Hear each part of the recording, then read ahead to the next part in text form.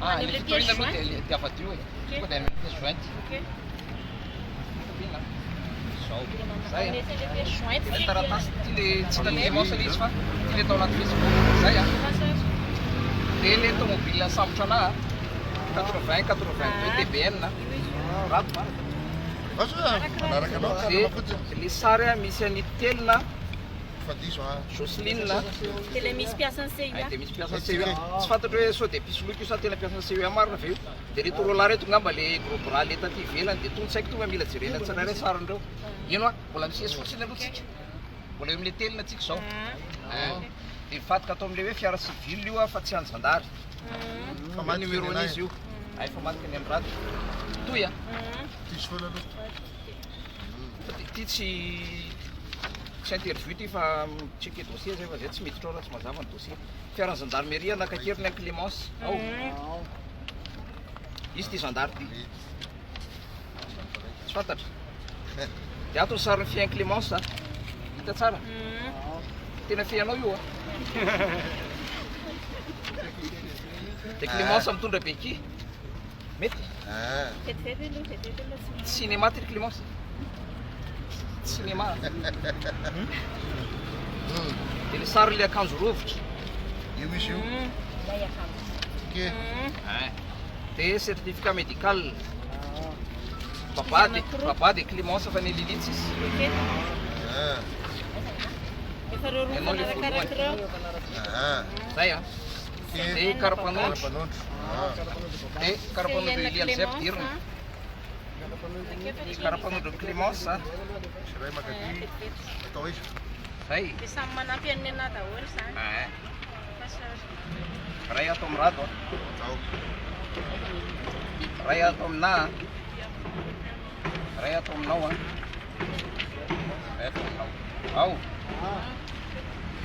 Dia karatra mampanolotsy any an-tanàna. Rapiko Arsoa Albon numéro 39. Ao. Clémence numéro 45. Lilia numéro 47. Ao. Zay tompoko.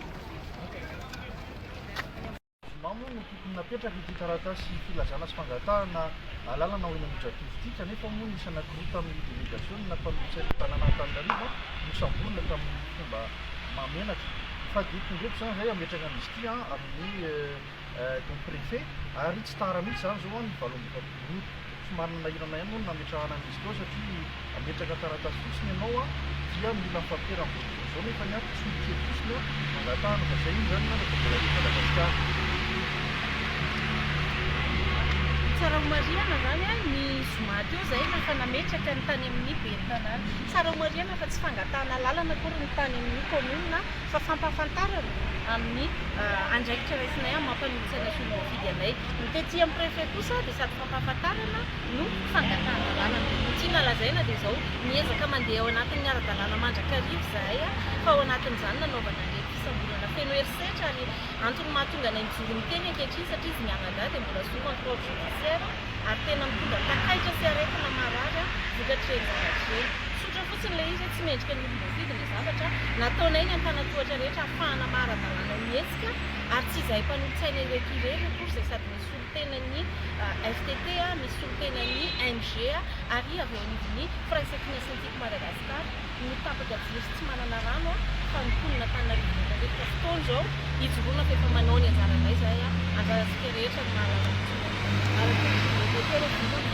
Efa mahazatra moa ilay hoe tsy eken'ny fitondram-panjakana député afaka andro tsy afaka nametraka saboady ny député Antoine Radiason tsy afaka nanao fionana tany aminy ny député cité ny filohan'ny opposition tsy tafavoazan-trano ny tany Tuléara efa fantatsika ny fomba ataon'ny mpitondra ankehitriny fa tsika rehetra nga manotapaka jiro maly alina mbola tena namborokony eraka ny tanàna ny olana amin'ireny zany dia tsy politiser ilay hetsika fa samy miady any amin'izay sisisiny ihany samy miady ho anazy ka tsy amby mihitsy ilay izy raha vao tsy mitambatra raha vao tsy politiser.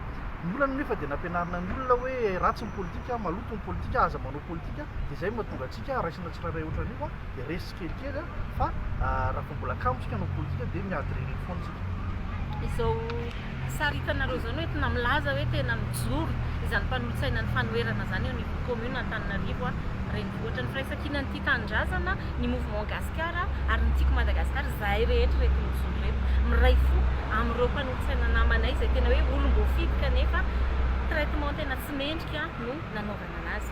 Averiko foana ny fanontaniana izay fandraisanay telo mianadaty eny amin'ny Sena Anosy mazava be mihitsy hoe raha mbola mety ilay fahatapahan-jiro, raha mbola mety ilay fahatapahan-drano, raha mbola mety ilay hoe atsasaky ny vola miditra sisa ny miditra ny tokantrano noho io zavatra rehetra io dia tsy maninona fa afaka mipetraka any an-trano ianareo fa ny bidon jaune sy ny jirona koa no nomena fotoana ary heverinay fa tsy adiny olona anankitelo intsony zany fa adiny olona rehetra miaina ao anatin'izany sy rarin'izany zo fototra no angatahana ka raha hatramin'ny faneho-kevitra avy ve dia anaovana andro izay ohatra zany mbola misy maro be zay reto olona zany mbola valon'olona zay miafy dia miandry zay fa olona solotena ny vahoaka izay ary manana sosy adidy hanao tamerina indray tranom-bahoaka ny fidy tao aorian'ny fisamborana sambo dokotra miampy herisetra natao an'ny Fanny Albon Arroso sy Clémence Aranirina dia voasazy izy ireo sous contrôle judiciaire ambany fanaraha-masony fitsarana. Izay no antony iresahana amin'ny anaranay telo mianadaty ny mpanolotsaina namana rehetra manoloana ny zavatra nitranga tao aorianany rehetra savorovory ireny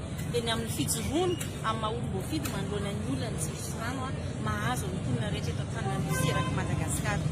Nametraka fitoriana izahay, fitoriana izay efa niarahany teo anivovona firaisan-kina nametraka taminay tamin'ny sabotsy saingy tsy misy nandray zany dia niverina izahay telo mianadahy nakaty mihitsy na ranomarina zay bureau médical izy mianadahy fa dia tsy maintsy na dia nankety izy nametraka ny fitoriana. Iza ny torinay ary inona no antony mazava be ilay izy voalohany dia fitoriana ny ministre délégué miadiny ny gendarmerie sy ny ministre ny filaminam-bahoaka no ny fanaovana sambo dokotra olom-boafidy telo teo am-panatanterahana ny asany miampy harcèlement moral sy harcèlement physique. Mitory koa zahay contre X ho an'ireo vatan-dehilahy maromaro gros tao anaty fiara laharana 180 TBN izay niarahany rehetra nahita tamin'iny zoma iny. Mitory koa zahay contre X ireo nanome baiko sy toromarika tao anatin'izany rehetra izareo. Napetraka ny fitoriana mitantarana eny an-tsipiriany zavatra rehetra nitranga ary ao anatin'izay dia nanapa-kevitra izahay fa tsy ho ajanonay fotsiny mahazo accusé de réception zay androany ary alakamisy amin'ny roa no nasaina miverina izahay aka ny valin'izany fitoriana izay napetraka izany. Tsara homariana fa nandefasanay avokoa ireo heverinay fa tokony hahafantatra izao fitoriana izao dia nandefasanay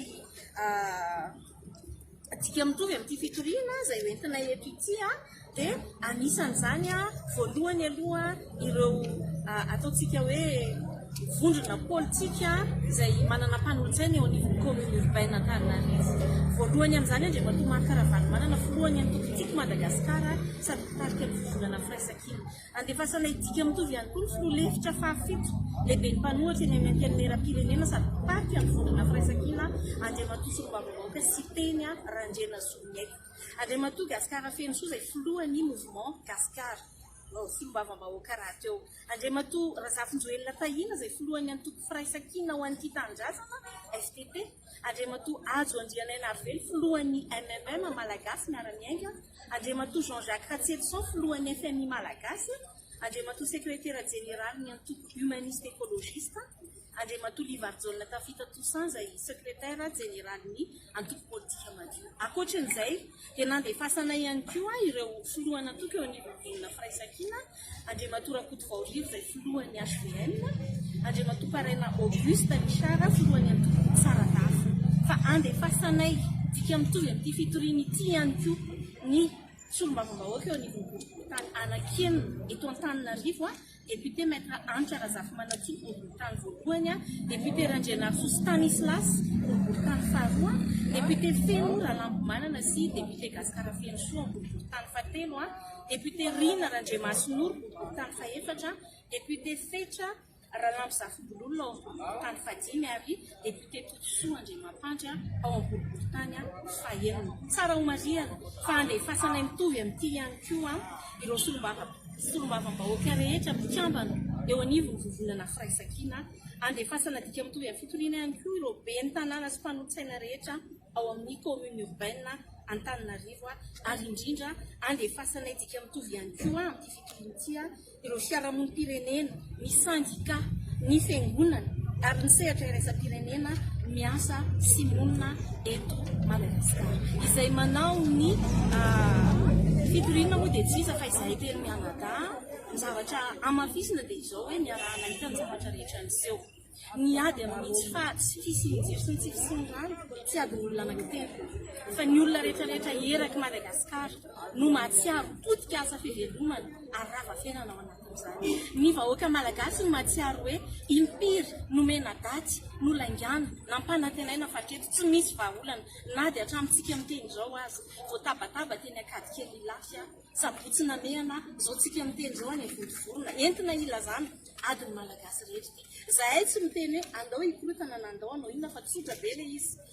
ny antso izay ny bidon jaune sy ny jirona koa izay tonga saina rehetra aneo anjany tsy fahafampo sy fifaliana izany amin'ny 20 septembre tsy izahay telo daty no resaka eto fa raha ohatra ianao mahatsiaro hoe mbola mety be le tapaka foana ny jiro ary latsaka hatrany amin'ny sasamanila ny fidiram-bolanao dia afaka tsy manao minina atsipy ny teny eto moa zany lamamy zany